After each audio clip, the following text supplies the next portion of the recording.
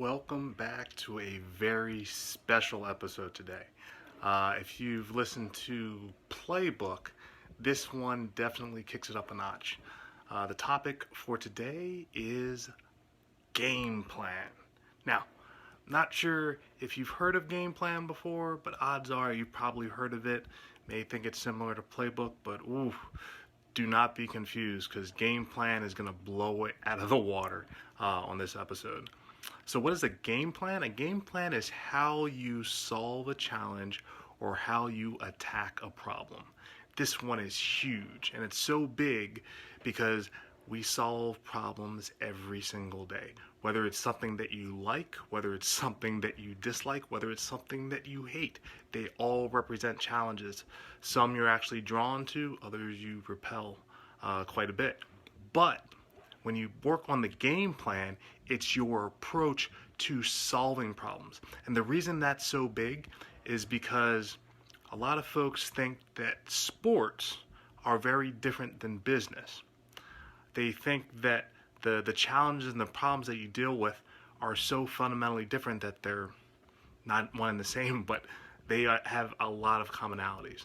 And in particular, you have to look at what the game actually is. In sports, the game or the objectives may seem different than they do in business, but they're very much the same in that they are objectives. And the challenge itself, the problem, that is the game. And that's why this episode is so big today, because the problem, the challenge, that is the game. If you watch sports, you're watching a problem and a challenge happen before your very eyes, and you're watching athletes use their talents and their skills and their coordination to come out on top. And they're competing for that. And in business, the same things happen. It's a game. The problem, the challenge, it's a game. So tie those two together. They are one and the same. And if you understand the game, it will give you an incredible advantage. If you want to win the game, you have to know how the game works. You have to know the rules, right? So you know the saying, don't hate the player, hate the game? That could not be more true.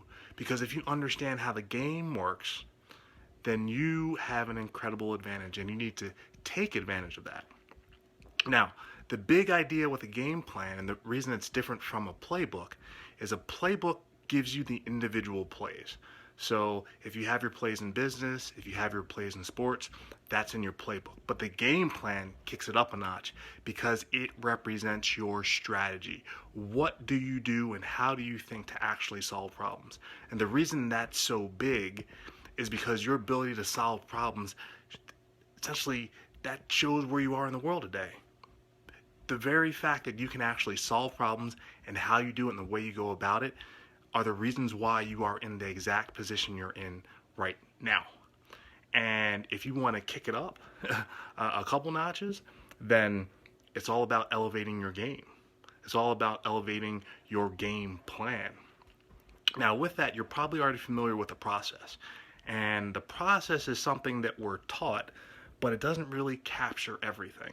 So if you're actually looking to solve a problem, the first thing you probably want to do is understand what that problem is. The next thing you want to do is you want to create a plan to determine how are you going to tackle that problem. And third, you actually want to solve the problem. And then fourth, you actually want to verify that you actually solved the problem you set out to, right? So that makes it sound very simple, but your game plan is something that involves a bit more. Because there are differences between the approaches people have when they solve problems. Even if they solve that 4-step process that I just illustrated, your strategy is based on how you think. So your strategy most likely will be different from my strategy. And there's a reason for that. Now, let's take an example so you can understand what I'm talking about. Let's take the road to $1 million as an example. If you wanted to create $1 million, what would you actually do to get it? That's one that I know a lot of folks are actually after. How do I go about making more money, right? Well, there's a fundamental difference between how people think about money and how to create it. And so you have 5 different types of people, and how they think about money dictates where they actually end up. And so you have employees, you have managers, you have investors, you have entrepreneurs, and you have capitalists. And the road to $1 million is approached in different ways by each. An employee earning, let's say, $80,000 a year, saving 20% of it. And again, we're moving out inflation out of the way and any type of accrual or any type of interest. And we're just looking at them raising and hitting $1 million. It would take them 65 years, right? Because their whole idea of making money is earning that money, being compensated within a job. And then you have a manager. Well, a manager would manage a business, and let's say they take a quarter of the time for the fact 17 years, because they, let's say, save 20% of a business that's earning $300,000 a year, right? They're able to put that away. So 17 years is all it takes them, right? But you start seeing the differences as far as what happens. So a manager is actually managing people. An investor, an entrepreneur, and a capitalist can create that same type of income in one deal. One deal. And it's all how they go about it very, very differently. An investor focuses on the return of their investment, and they're looking for investments that have a high return on investment. An entrepreneur raises capital, so they're looking for a high return of their time. And a capitalist is looking for equity and control by creating monopolies or having a part of a monopoly. And with that, again, that's where they they get compensated the most. And so based on all those different approaches, each of these 5 mindsets, just based on finance, think about money very differently. And with that, they get different results. So that's a really big one, right? Looking at how long that process takes, anywhere from 65 years to one deal, that's pretty big. And the thing is, it doesn't matter how much money that particular individual or company actually has. It's how they think about it. So when you are looking at a game plan, the way that it's different than the 4-step process I mentioned earlier is you have your playbook, you identify a play you're actually going to execute, but the game plan involves your emotions and your mind. Your emotions are responsible for your behavior or how you respond within a situation, and that's your emotional intelligence. And the folks with high emotional intelligence are able to respond in a way that gives them an advantage. They're not putting all their emotions on their sleeves, or they're using them in a very calculated way. What the mind does is the mind can be responsible for negotiation, in which case, if it is, the possibilities are limitless. The only challenge is that emotions can take over if you're moving too fast. So the whole idea of having to slow down when you're actually thinking and you're negotiating can be a very important thing, because if you move too fast, muscle memory takes over. And muscle memory is going to be tied with your emotions and however you feel. And so between those two, when you execute a play, those are the two controls that are interacting within that play. What you put out in the world and how you respond for what you receive. And that's super important.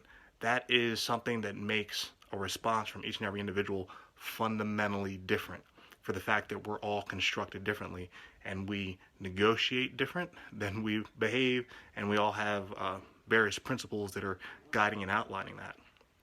And so, since you know how a game plan works, now the question is, do you want to know how you think? And so, believe it or not, you are only 7 questions away from finding out. Visit escapethemonopoly.com and take the game plan and the mind test. That will give you 7 multiple choice questions that gauge and help us understand how you actually play games. Because remember, all challenges are solved because they are based on games. So might as well make a game out of it.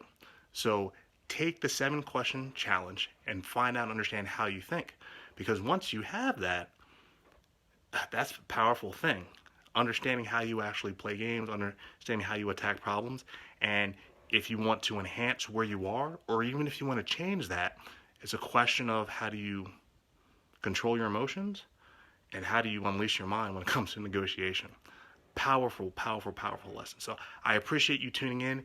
Game plan. It's bigger than you can imagine, and there will be more examples coming out because I solve all types of problems, so I want to make sure I expose you to that. But I appreciate you tuning in, and get your game plan in order. Remember, visit escapethemonopoly.com. Create your game plan with the mind test. 7 questions away from finding an answer for yourself. All right. Have a good one. Bye.